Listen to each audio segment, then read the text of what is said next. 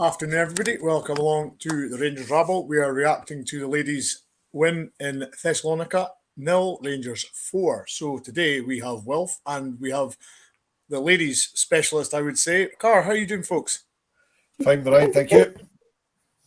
So, guys, we're reacting to the match today where the ladies won 4-0. I think, Car, it was a bit of a game of two halves. The first half, things weren't going our way, but then all changed in the second half, didn't it?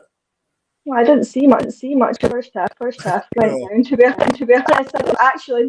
To be fair, but Yeah, it seems like we got a bit more comfortable into the second half. But that levels everything, doesn't it? yeah. I mean, Wolf, as Cars just said there, I think the game went down from the 15th minute to about 40 minutes. So Yeah. it was a bit of a blackout the first half, wasn't it? Yeah, we lost 25. I thought it was I was streaming it to my telly through my phone, and I'm thinking it was me. And then I put in the chat, and you said that you'd lost it, and it was all. I'm trying to see the comments in Greek, trying to see what they meant. So, but no, it seems that it went down. But I don't going by the Twitter updates. We didn't miss a lot apart from a Greek player getting booked. Yeah. So the first half really was a bit of a non-event. I mean, I was taking notes, and I've got two for the first half. The first one was the goalkeeper fumbling the ball in the first minute. Yeah, which there was a bit more of that later in the second half. And then the second one was when they hit the bar after 12 minutes. Apart from that, I've got nothing for the first half. Obviously, we didn't see most of it. yeah. But that's all I've got for the first 45 minutes. So, least said about that, the better. I think we're kind of feeling each other out. That pitch was horrific. Can't believe they were allowed to play on that after Thursday because it was absolutely horrific. Well, nice to see they were still employing the ex-Satanta cameraman as well, because that was the camera work was shoddy. You know what I mean? It was. I mean, during the blackout, a friend of mine put on Twitter, "Is Periscope still a thing?" And I think my reply was something along the lines of, "Surely somebody there could go live on social media because it's got to be better camera work than the guy they've got in the stand." That was awful. Yeah, it wasn't great. I mean, Carb, we were very slating of the pitch on was it Wednesday or Thursday? Thursday. I mean, I guarantee if that was a men's Champions League game, that went ahead. So how it went ahead for a ladies' game, it's beyond me. I mean, I think everybody got the choice. I think it was like a vote who wanted to like host it. I don't put forward for it because I don't know any. Obviously, we were either outvoted, but the fact you UEFA said yeah, that's fine is shocking. Really bad. For somebody to break the rank. Yeah, I mean, yeah. I think the less said about the pitch, the better, and thankfully it didn't affect the result that we had. But Wolf, I think I put in the group chat after the first goal that was a goal reminiscent from the early 90s in the Champions League against Bruges, wasn't it? Yeah, Scott Nisbet screamer. Yeah, the only difference was it didn't take a deflection off a defender. But I mean, it just, as I said to you before we went live, I've no idea what Nick Dock was trying to do with that. She just seemed to throw it into the box, and there wasn't a Rangers player in there. No, I've no idea what she was trying to do, but the pitch played its part because it took a really, really awkward bounce. But the goalkeeper, dearie me, I mean, I'm glad that the first minute fumble wasn't the only thing she did wrong because that was a howler by the keeper, and she only got worse after that. Yeah, I mean, Cara, it was as Will says. I think she kind of just sort of lumped it over the defence to sort of maybe hope somebody would chase onto it. But I mean, as Will says, the pitch played its part for that goal, didn't it? Oh, because like before that happened, Tess Middag kind of hits it from the other side and nearly scores. So I think she's maybe looked at that and thought, Tess, she's not up to much, and just lumped it in and get lucky. Exactly. If you don't go into the bingo, you'll never win. So, but the second goal, Wolf, was the free kick, wasn't it? And I think I put in the chat as well that I think the men's team could take notes on this free kick move because what a free kick and what a header. Yeah, it was a great free kick from Chelsea corner. I think it was. It threw it in, and Hannah Davison, who by the way has been an absolutely phenomenal addition to the team. Yeah. I noticed that in the comments earlier. Somebody said that. I mean, she's been a great addition to the team, and I mean, I would suggest she was probably only playing today because of the injury to Catherine Hill on Thursday.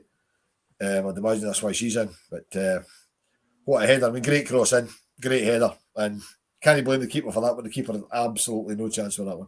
Yeah. And at 2-0, I thought that was it. I mean, when it went 2, I even had a look to see when the draw was for the next round because I was that confident that they wouldn't turn it around. And it's September the 1st, by the way. Yeah, so Car, I mean, as I said there, Hannah's Davidson's come in and she's been a really good addition to the team, hasn't she? She's been great. I've not seen much of her to be played. I think she's a part of Aberdeen. But today, certainly, I'm lucky that Catherine's having her in. I mean, Chelsea's hit of that to get it in. Everyone's in the box dancing with one of their defenders. I'm not really sure what's happening. Just perfect. Runs out, gets it. Just as you can, to be honest. Yeah, I think we were just saying there before we started. Lizzie's obviously been a mainstay in the team for quite a long time, but recently she's been coming off the bench. She came off the bench at pretty much the right time, and she scored. Well, I thought she scored from straight from the corner, but the Twitter team gave it as an own goal, didn't they? Yeah. Before though, straight from the corner. I was giving her for that. She did it again, but I guess maybe one of them got it. But... Yeah.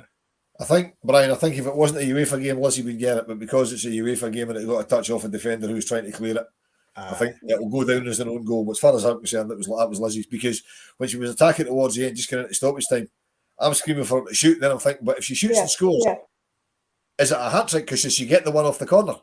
Yeah. Not because she got the next one. So I'm thinking, well, would that be? She'd be arguing about whether or not it was a hat trick. So it's maybe just as well she didn't score right to the death. Yeah. And I think, Carl, we mentioned the Thursday after the game as well, that it's nice to see a lot of the young girls getting on. McLean started today, and McCleary and Watson came on. So, I mean, that bodes well for the future, doesn't it?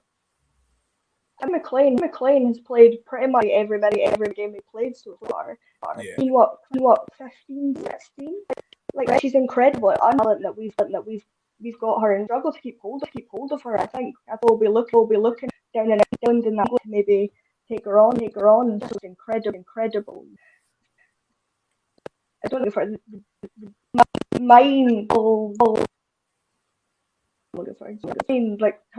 ability to read it's phenomenal for age. Yeah, I mean, I think, well, we've discussed it in the last one, her engine to get up and down the pitch and, just be a general menace in the midfield for the other midfielders against her, isn't she? Yeah, I saw the team lineup at the start, and as Carl says, I mean, Kirsty McLean's featured in almost anything in every game this season, starting most of them.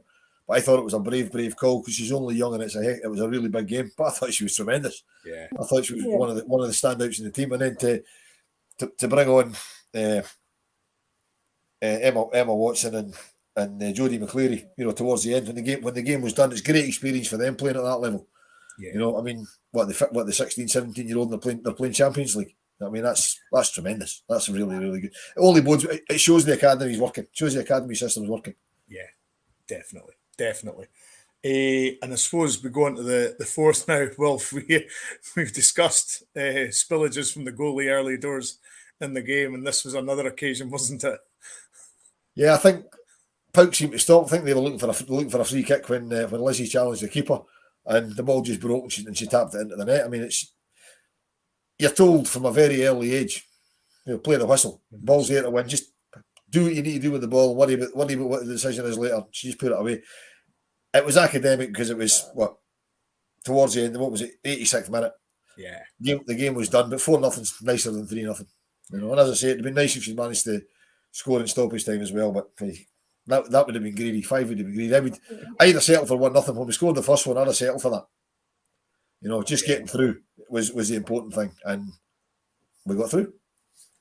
I suppose, Car, as we've said before, this is a massive moment for the ladies team, isn't it? I mean, that's 2 wins away from home now in Europe. It's their first experience of playing in Europe. I suppose when you think about it, playing these sort of teams, you're really not sure what you're going to come up against. Obviously, maybe the scouting team maybe did a bit of watching them and scouted them a wee bit. But as far as the fans are concerned, I certainly had no idea how this team was going to play. No, the first I saw was against Swansea before we played out there at Faros. But saying that, we were watching that game. Much. They didn't have much. It's just a shame that Swansea weren't very good either. So I think we're definitely the of Brook for because scouting that we've done obviously worked. Whatever footage hold on. In terms of us, who we've brought in the terms of Jenny, I don't know, Danielson, Hannah, all of them brought in for the Champions League for the bigger obviously work. If we get a lucky a lucky draw, all right, but it just depends who wins. That's the thing, Wolf. The draw's going to be on the 1st of September, as Paul said in the chat, at 1 o'clock in Leon. So it's a free for all draw, isn't it? It's not. There's no seeds in this, so it's completely different from the men's situation, isn't it? I'll take your word for it. I don't know. I haven't looked that far into it. I just looked to see what time when the draw was. I didn't even look at the time. I just looked at the date because I didn't want to jinx it looking too close into it. But I mean, the good thing for me, it doesn't matter who we get.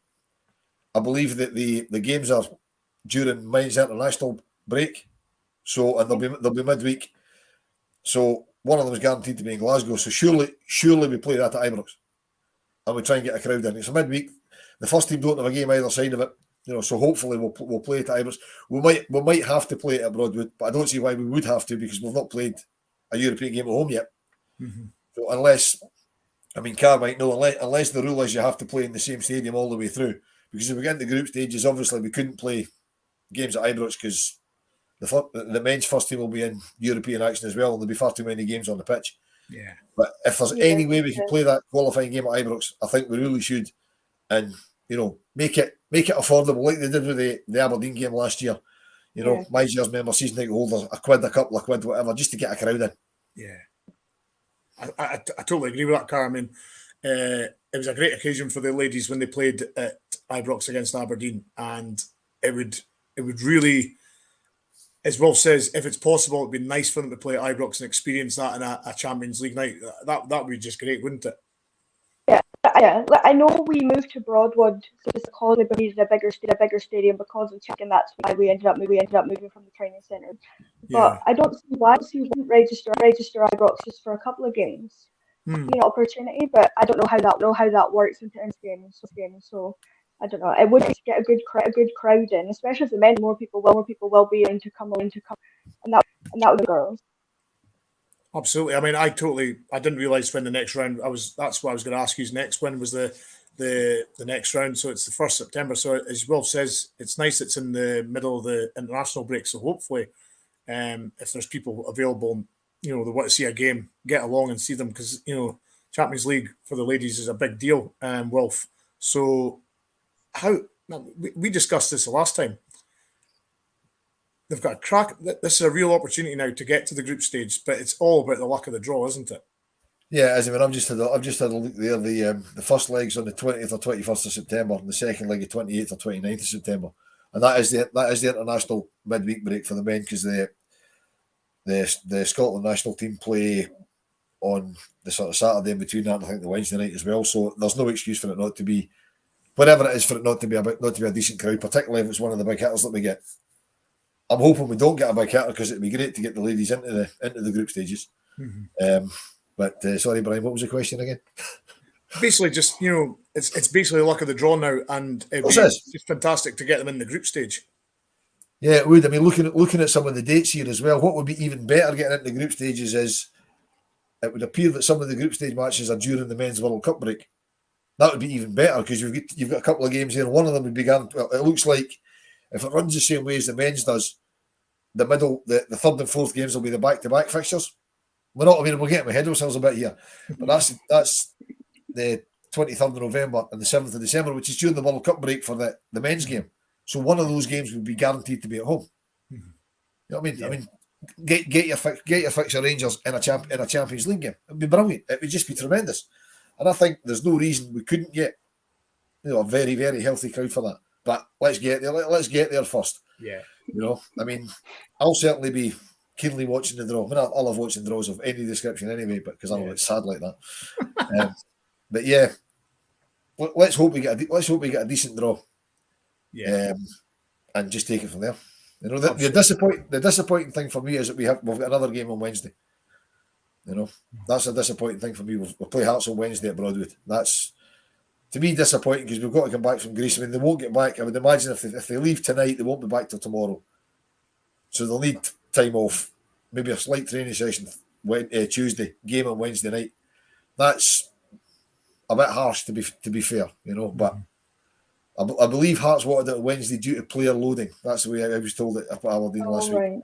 And it's player loading when they haven't had a game today because it was supposed to be today and we're in Greece. And I believe they don't have a game next weekend. So I don't really get their argument. But the frustrating thing for me, not even with the fact with the girls, is that our men's first team are at Eindhoven, kick off exactly the same time.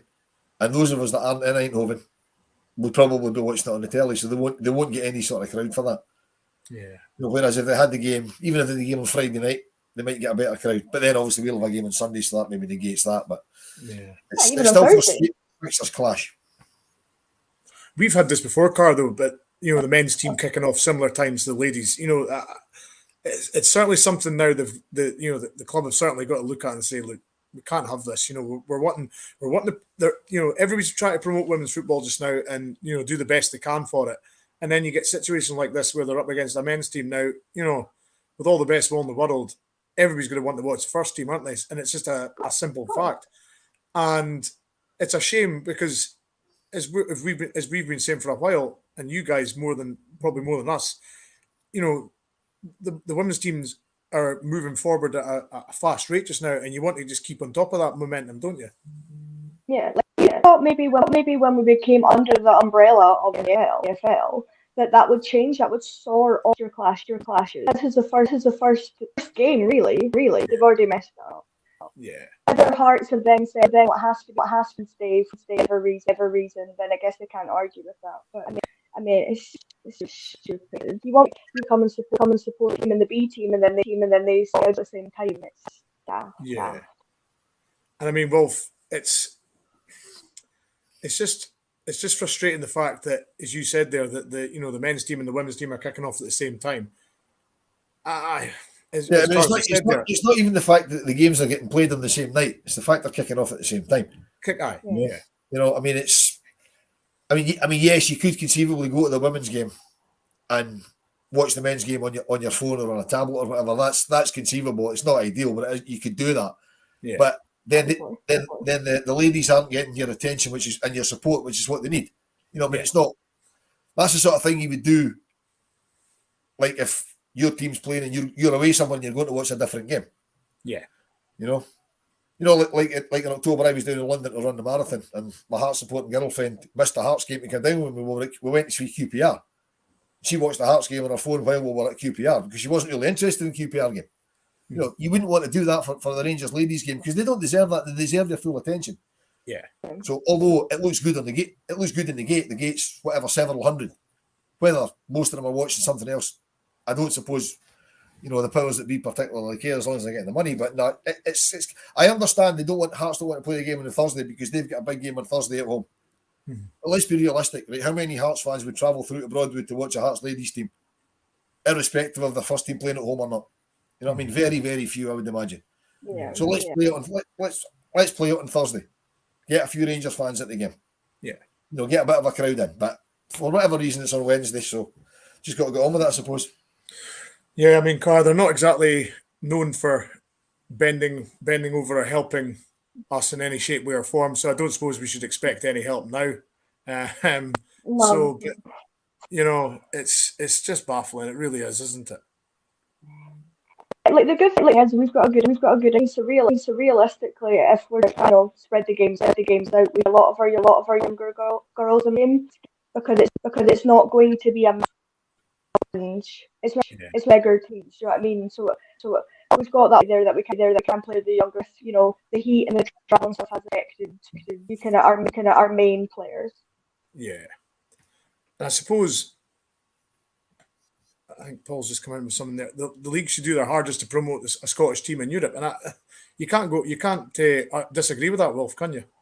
Well, it'll be interesting. It'll be interesting to see how the powers that be deal with it, because in recent seasons, Glasgow City's done okay in Europe, and they've had a bit of coverage. Taking the league out of it, they've had a bit of coverage in the media and things like that. So it'll be interesting to see what they do if Rangers can make it into the group stages and how much sort of publicity they give us. I mean, the BBC were falling over themselves to show Glasgow City when they were in Europe. Yeah. You know, from memory. And okay, they only stuck it on BBC Alba, but it's still a channel that's available. I mean, I got several messages today from folks saying, "Where's this game on? I can't find it." Yeah. You know, I mean, it was great. Okay, that the Greek commentary wasn't great.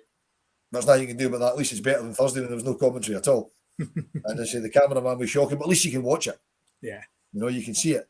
So, I mean, hopefully Rangers TV get right behind it and, you know, show the games if they can. I mean, I don't see any reason why they couldn't, because a lot of people have got access to it, are used to using Rangers TV and they've got access to it. So, I mean, that's the first place people look.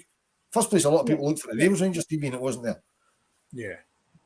Well, Stuart's saying that according to the Rangers website, it's going to be at the training ground now. You know, the Hearts game, yeah. Yeah, the Hearts game, yeah. So I wonder why is that because? Well, I thought we were playing at Broadwood. Cumberland for the game on Tuesday. Assuming it's only because it's such an arrange for the Wednesday to get things on. That's the only reason I can see. Cool. Well, because when I was talking to whoever, I don't even know who it was I was talking to just before I saw you at Cove, Car. We were told that Hearts had preferred Wednesday, and it was all down to the availability of Broadwood. So I've just assumed that the game's at Broadwood. So I don't really know. I'm just trying to check just now, but don't know. But anyway, irrespective of where the game is, the game's on Wednesday, which is unfortunate. Yeah, 8 p.m. Yeah. I suppose, Carl, when you look at the overall picture now, we've won 2 games in Europe. We're into the playoff for the Champions League, which is a step away from the actual Champions League. Yeah. From where this ladies team have came from, how big is this for the ladies team? Huge. Even if you look at, fair enough, last season we went unbeaten and we won the league. The year before that, we were getting third place, struggling against City and Celtic and even some of the other teams. To go so quickly from that to unbeaten, now being pretty cool in Europe is huge. Down to recruitment. Yeah, definitely. I mean, Wolf, I think we spoke about this last show on Thursday. It is, as Carl says, it is huge. They've came a long way. They've came a long way in a short space of time, haven't they? Well, when you consider they've only been professional, what's that? 3 years now they've been professional. 3, possibly 4 years they've been professional. I mean, they've shown the commitment because Stuart Robertson said at a recent AGM that they were going to plug a lot of money into the team, and they were going to back the team, and they've done that. They've backed the team, and when they brought in, look at some of the players they've brought in. You know, even bringing in Lizzie Arnott, Nick Doherty, these girls with a lot of experience. You know, and they've come from a decent level. I mean, we've got players that have played with Man United. They've played in Europe with Glasgow City. They've played in Scandinavia. You know, we've got players over from goalkeepers from New Zealand. You know what I mean? It's they've definitely invested in it, and the investment's paying off. And the investment's paying off probably quicker than they thought it would. I mean, okay, yeah, the investment initially was to win the title. That's a given, and it was an unbeaten season. Yeah, I mean, which is fantastic. You know, as I said on Thursday, the disappointing thing for me is we shat the bed in both the cup competitions last year. Yeah, you know, but yeah, I mean, today especially, I mean, 4-0 away in Europe against anybody is a tremendous result. You know, and that's put the Rangers women's team on the European map to a certain extent. Nobody getting into that draw is going to want to draw us after seeing that. Nobody. No. And as Paul's just said there, Carl, I mean, let's be honest, with that pitch and the heat, that 2 games that they've played was, Ferencváros and Thessalonica. They were total banana skins for them, weren't they? Actually, today, I know the game a bit later that wasn't as hot. But the weather, it was like 34 degrees. Yeah. Like when we were on that pitch, which is dry, full of holes, come away 4-0 pretty comfortably. That's huge. Like that should be how that is for us. You know, nobody wants, especially if they're league fitter as well. So scoring 22 goals, 2 goals, nobody's going to want it. No, and as we discovered on Thursday, Man City and Real Madrid are playing each other later on tonight. So there's one of the big hitters out of the draw straight off the bat. So it's on to the draw on Thursday. So Wolf, it's just a case of, I think as we've covered it before, it's just a case of cross fingers, and hope it's a favourable draw. Yeah, it's a week on Thursday. Let's not wish for life away. Thursday, The 1st of September, a week on Thursday. Yeah. I mean, here. So going back to the conditions today, I fully expected us to struggle second half because of the heat. I mean, obviously, the PAOK team are used to playing in it. It's their home game. They're used to playing and training in that heat, whereas we're not. But I thought we looked a stronger team. We used the substitutions, as we've discussed. Used the substitutions really, really well. Brought on players at the right time. And as I said, just as Carl was coming on, we seem to have a starting team. And I've heard Malky talk about it before. We've got like a team that we start with and a team that we finish with. Mm-hmm. And they're never the same 11 players. They're never even 8 out of 11. They use the substitutions really, really well. Yeah, definitely. It was good to get some of the players off car that, the more experienced players and let the younger ones on. It was, as Wolf's just touched on there, it was all smart substitutions today, considering the conditions and the heat. I think the last game Malky had touched on is that they wanted to make subs and they didn't happen at the time that they wanted. But I think today, bringing on Leslie when they brought her on was absolutely perfect. Yeah. I think he didn't because of this maybe concerned about potentially getting injured. Ross currently being out, so then it leaves us short. So I think it was quite smart to do that. When we can score goals from all over the pitches, who's playing, we can get goals either way. So I think it was very smart tactically to do that at the end, especially get the young hits in Europe, and then give the other players some time to rest. Yeah, definitely. I'll ask both of you this. Wolf obviously messaged me not long after Thursday to say that Catherine Hill possibly sustained a bad injury. Now, has any of you got any update information on that? Or no? Well, to clarify, I didn't say it was a bad injury. I said it looked like it was a sore one. Bad, yeah. Sorry, it looked bad.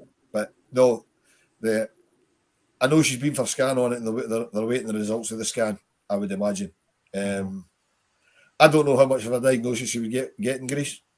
I don't know whether they would particularly trust the diagnosis over there. They might wait till she comes back. But the fact that she didn't appear today would tell me that it's more than just a minor knock. But I mean, hopefully Catherine's back in a couple of weeks. But who knows? Carl maybe knows a bit more than I do. Yeah. Well, all I know is from what I've seen from the Twitter, which is it was an ankle injury. She's gone, and we'll wait and see. But I don't know whether it's more precaution. It's like don't risk it at all. Yeah. Get her rest knocked off, which is a good sign. Yeah. She didn't need to be stretched off, so that's at least something. Hopefully, Well, if it's an ankle injury, you can't risk an ankle injury on that thing that they played on today. You know what I mean? You can't even call that a pitch. You can't risk an ankle injury on that. So hopefully, as Carl says, it was just a precaution, and she's back soon. Because I mean, Catherine's a big miss. I mean, don't get me wrong. Hannah Davison came in today, did fantastic, got a cracking goal, but I'd still be a lot happier with Cathy in there. Yeah, definitely. Yeah, Tessie's centre back. Absolutely. I'll just round this off, but I mean, Carl, that was I wouldn't say there was any. I think everybody had pass marks today. It was an overall good team performance. 2 or 3 really good individual performances. So it's all looking good so far, isn't it? I mean, if I want to be overly critical, Danielson had a couple of slack passes in the second half, but obviously she played the game. It's getting hot. She's tired. But that's if I'm trying to nitpick and find something to complain about. Overall, pretty comfortable from everyone. Victoria Essen, I think, is a massive. She comes out for. She's not scared. Her distribution's great. So overall, very happy. Yeah, I think you can just echo that, Wolf, can't you? Yeah, I actually forgot Victoria Essen was playing second half until they started until the 85th minute. I'm like, we've actually got a goalkeeper. I thought she'd gone home. Catch an early flight back to Glasgow because she'd absolutely nothing to do until we were 3 goals up. But yeah, I thought it was a great overall performance. Difficult to come out with a player of the match because we missed 25 minutes of the first half and the camera work wasn't great. Yeah. But as we said earlier, Kirsty McLean, tremendous performance, really, really good. I thought Nick Docherty was marshalled the team really well. But I mean, I like Nick as a player anyway. Yeah. If I was pushed, I'd probably give her my player of the match. But it's great overall team performance. Substitutions, as we said, were spot on at the right time. Everything worked really well, and it's on to the 1st of September to see who we get next. Who was your man of the match, Car? Or lady of the match? Sorry, player of the match. It's got to be Kirsty McLean. Yeah, it's McLean. She's just absolutely lost it. Year, her age, everything. She's just absolutely fantastic with her. Yeah, she's certainly sort of my type of player. Just busy in the midfield, no messing around, get stuck in. I really like her. Now, this is a question that's just come in from Paul. I don't know about this. Is there any money for the qualifiers? What's the financial situation now for the ladies? I'm sure there is money, but I don't know what it is. But there will be money for it, yeah, because it's UEFA first of the money. I don't think much. Looking at the groups, the early group stages, there's not that in that, so I don't imagine there'll be much in the first round. Yeah. But that's fine. So yeah, thanks for coming on, Cara. It's been a great insight for you. Having your sorry, Brian. Just before we go, I've just had another view looking at this UEFA website, right? And the finals on the 3rd or 4th of June, and I know I'm getting way ahead of myself. Guess where the final is? Great. The Philips Stadium in Eindhoven. Eindhoven. It's in Eindhoven. The finals in Eindhoven. Oh, that'd be a bit of poetic justice, wouldn't it? It would be quite nice, wouldn't it?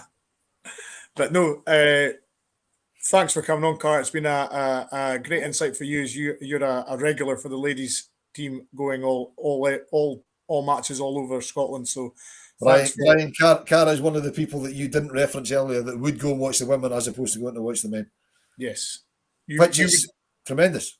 Yeah, absolutely. And as a matter of fact, how many of you are like hardened ladies supporters and like would go a women's match before the men's first team? I mean, from the support, like 3 of us that do everything. We run everything else. There's only 3 of us, and then out with that, there's maybe 3 that we try and get to most. And we looked. It was £100 for a night. And then there was a hotel on top of that nowhere in Greece. It wasn't even like anywhere. It was a no-go. Yeah. We tried. Well, hats off to you because it's certainly can't be cheap following the ladies team. So same as the men, but good on you. It's everybody's got to start somewhere. Supporting a team, following them. So it's great. And hopefully, I mean, it's a bit rich me saying this because I don't get to many ladies games because obviously I'm up in Aberdeen and I can't really justify running up and down the road twice every weekend. But I mean, hopefully going forward, this result today will get a lot more people, doing what Cara does and going to see the ladies on a regular basis. Yeah. Because for folk in the Central Belt, it's not too difficult on a Sunday afternoon. I know money's tight and people have got other commitments and things like that, but hopefully this week is up to how good the side actually are. Yeah. I mean, I am definitely planning on getting to a few. I mean, I'm already scheming how I can get to B team and ladies games during the international break and during the World Cup break. Mm-hmm. Just to get my Rangers fix. As I say, it's difficult for me being up here, sort of like get up and down the road all the time. But I mean, for what Cara does is tremendous. I mean, I couldn't believe it when I saw it at Aberdeen last week. I thought, wait a minute, hold on. You know what I mean? That's tremendous, absolutely fantastic. And I think Cara as well. The introduction of the ladies season book's a good idea. I think the kids is £20. Yeah, with my jersey, I think it's about 18. Yeah. Now, for an adult who obviously can't get a season ticket or a ticket for the men's team, that's a great starting point for a kid, isn't it? Watching the ladies, getting into the game, and even though it's only £75 with my jersey. Yeah. Fair enough. We're not getting physical tickets as far as I'm aware, and it's just mail each week, which isn't ideal. I would rather have an actual, but we don't know if they're actually coming.